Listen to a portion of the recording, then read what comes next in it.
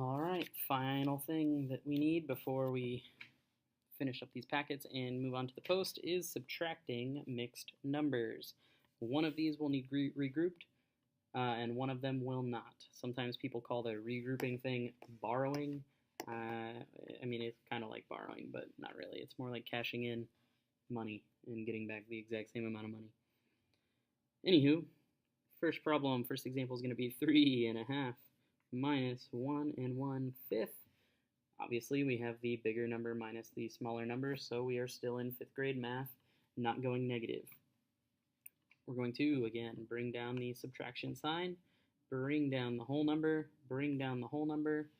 Off to the side, we're going to bring the 1/2, and off to the side, we're going to bring the 1/5. Now, where do 2 and 5 meet up? 2, 4, 6, 8, 10, 5, 10. They both meet up at 10. How do I go from a 2 to a 10? I want to multiply by 5 over 5. And on this side, how do I go from a 5 to a 10? I want to multiply by 2 over 2. So when I bring my fractions down, 1 times 5 is 5, 2 times 5 is 10. 1/2 becomes 5/10, equivalent fraction with a denominator of 10. Now I'm happy. 1 times 2 on this side, 2. 5 times 2 is 10. Both of them have 10, which means we are allowed to subtract the fractions with no penalties. I've got big minus little on the whole numbers and big minus little as far as the fractions go. This is going to be a very simple problem. 3 minus 1 is 2, and 5 minus 2 is 3/10. This is in simplest form, so I will go ahead, box it in, and say good to go. So 2 and 3/10 comes our final answer. Now, the next one's going to be a little bit trickier. I will try to slow myself down and breathe more. All right, this one is going to be 7 and 1/6. So 7, big whole number, little fraction, minus 2, little whole number, and 2/3, big fraction. I know that a small fraction minus a little fraction isn't going to work out. We'll get to that in a little bit. Bring down the subtraction sign like normal. Bring down the 7. Bring down the 2. Now, I need to think about where do 6 and 3 meet up. Well, if you're doing ECD, you're going to say 18. That would be terrible because then we're going to have to, it would just not be as fun. 6 and 3, the first time they meet up is 6. An easier place that they meet up is 12. But 6 is the easiest, so I'm just going to bring down 1/6. That one doesn't need change because the first multiple of 6 is just 1/6. And then over here, 2/3. How do I change 3 into a 6 is times 2 over 2. Not a huge change. Again, the goal is to use the smallest, easiest fractions we can. Now you get to see where the problem is at.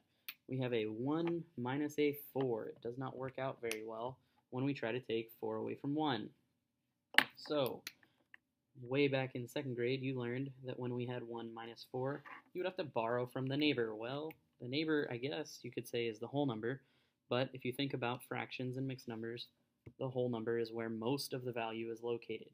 So we do need to borrow or regroup some from the 7. So if I take 1 whole away from the 7, that makes 7 minus 1, which is 6 wholes.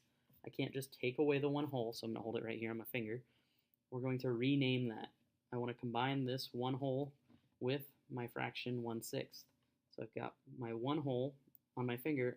I'm allowed to name this whatever I want. So that it adds easily to this, I'm going to go ahead and say 6/6, and then I'm going to add it to the 1/6 that we currently have. Minus, and then I'm just going to bring this down. Alright, this might be freaking you out a little bit because I have an addition problem instead of a fraction. I'll put that in parentheses so that you can focus on that.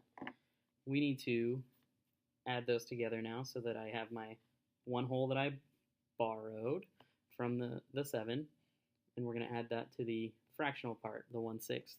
So 1/6 plus 6/6 becomes 6 on the bottom, and 1 plus 6 was 7. This is not a proper mixed number, but it will become one very soon. Now I have big number, big whole number minus little whole number, staying positive. 7/6 big fraction minus 4/6, smaller fraction. So we're set up big minus little and big minus little, so we're happy. 6 minus 2 is 4. 7 minus 4 is 3, and 6 on the bottom. One final step, even though that was a lot of work, please, please, please do not forget, always look to see if you can simplify. 3/6 can be simplified. So 4 stays the same, it's already pretty simple, and 3/6 becomes a half. Final answer, 4 1/2. I hope you enjoyed the video. If you need more help, ask your neighbor.